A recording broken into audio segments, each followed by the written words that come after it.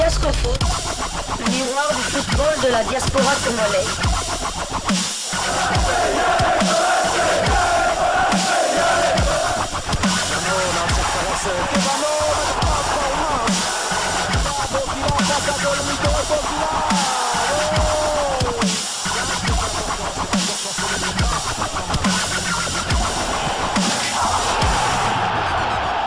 Diascofoot, le miroir du football de la diaspora congolaise.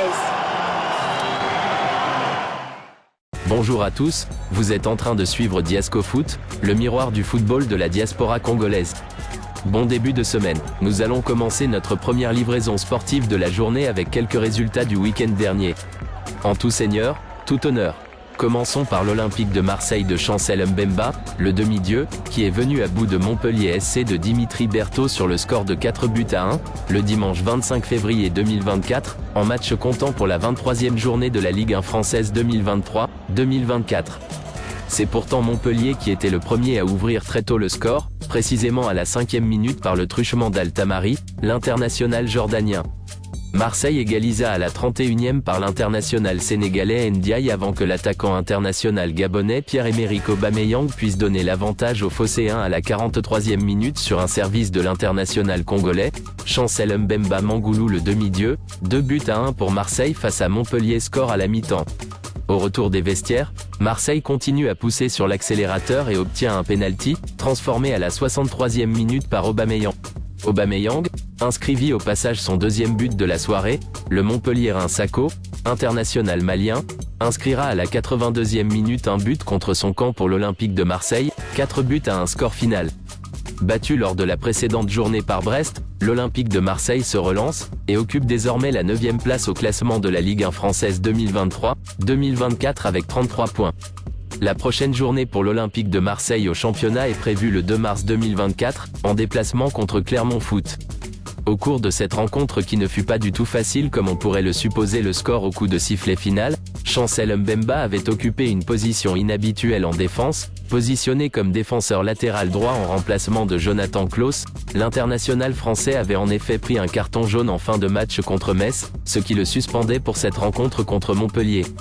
N'ayant pas d'autre solution sur le flanc droit pour le poste de latéral droit, Jean-Louis Gasset avait opté pour Chancel Mbemba, positionné juste derrière Sarr. Nous allons revenir avec force et détails pour décrypter la prestation de Chancel. Toujours en Ligue 1 française, Lorient de Gédéon Kaloulou et Nantes de Samuel Moutoussamy s'étaient affrontés le samedi 24 février dernier. Le FC Lorient a été battu à domicile 0-1, en match comptant pour la 23e journée de la Ligue 1 française 2023-2024. Le Camerounais Castelletto a inscrit à la 49e minute l'unique but victorieux des Canaries, qui se sont imposés à l'extérieur face aux Lorientais. Les internationaux congolais Gédéon Kaloulou et Samuel Moutoussamy ont débuté cette rencontre sur le banc de touche. Moutoussamy était monté à la 73e minute du côté nantais, tandis que Gédéon Kaloulou avait fait son apparition à la 83e minute de jeu. Battu lors de la précédente journée, le FC Nantes se relance grâce à cette victoire, et occupe provisoirement la 12e place au classement avec 25 points après 23 matchs joués, tandis que Lorient freiné après sa victoire lors de la précédente journée est actuellement 16e avec 22 points. Nantes recevra le FC Metz et Lorient sera l'hôte du Stade Rennais lors de la 24e journée prévue le 3 mars 2024.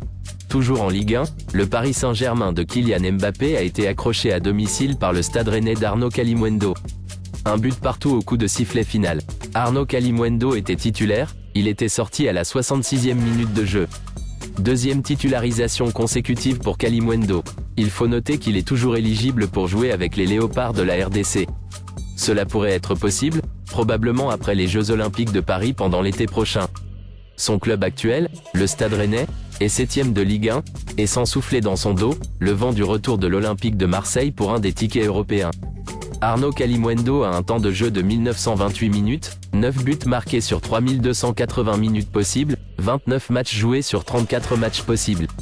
Le prochain match de Rennes concernera les quarts de finale de la Coupe de France.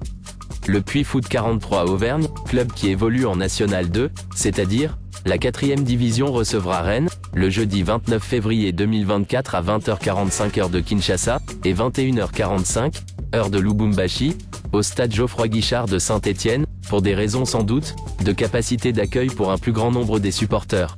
Restons en France, plus précisément en Ligue 2 pour cette terrible nouvelle pour Lionel Mpassi, le gardien de but titulaire de Rodez Aveyron Football et surtout, des Léopards de la RDC. On sait un peu plus sur la nature de la blessure de Lionel Mpassi, portier titulaire des Léopards de la RDC, absent le samedi 24 février dans la cage de Rodez, victorieux 0-1 à Valenciennes, club de l'international congolais, Glody Lilepo Maccabi, en match de la Ligue 2 française 2023-2024. En effet, Lionel Mpassi est touché au genou et subira une opération ce lundi matin. Il a eu une tendinite au tendon rotulien qui a provoqué un arrachement osseux au niveau de son genou. C'est le point noir. J'avais tout mon effectif, et malheureusement je perds Léo, c'est le sport du haut niveau, ça arrive, avait déclaré Didier Santini, entraîneur de Rodez après la victoire contre Valenciennes. Lionel Mpassi sera éloigné des terrains au moins 5 mois, on peut affirmer que sa saison est terminée. Dimitri Berthaud, portier de Montpellier et remplaçant de Lionel à la CAN 2023, devrait, sauf surprise, le remplacer au poste de titulaire, chez les Léopards, sachant que Siadi Badjo ne joue pas non plus avec Mazembe. Terminons cette première livraison sportive du jour avec une autre info de Ligue 2 qui concerne un autre international congolais. L'AS Saint-Étienne s'est imposé à domicile 2-1 face à Annecy, samedi 24 février 2024 en match comptant pour la 26e journée de la Ligue 2 française, 2023-2024. Cordona à la 10e et Sissoko à 41e minute ont permis aux Verts de mener à la mi-temps 2-0. Ntamak avait réduit le score à la 87e pour Annecy, sur penalty, 2-1 score final en faveur de Saint-Étienne, qui enchaîne avec une nouvelle victoire au championnat français de 2e division 2023-2024, et occupe provisoirement la 3e place avec 41 points après 26 matchs joués, derrière respectivement le leader l'AJ Auxerre 50 points et le SCO d'Angers 2e avec 46 points. En ce qui concerne le meneur de jeu des Léopards Gaël Kakuta, il est toujours convalescent et n'avait pas participé au match nul 0-0 de son club Amiens, en Corse contre Ajaccio. Nous sommes arrivés à la fin de notre première livraison sportive du jour, merci de liker, commenter, partager cette vidéo et de vous abonner sans oublier d'activer la petite cloche des notifications. Diasco Foot vous dit, au revoir.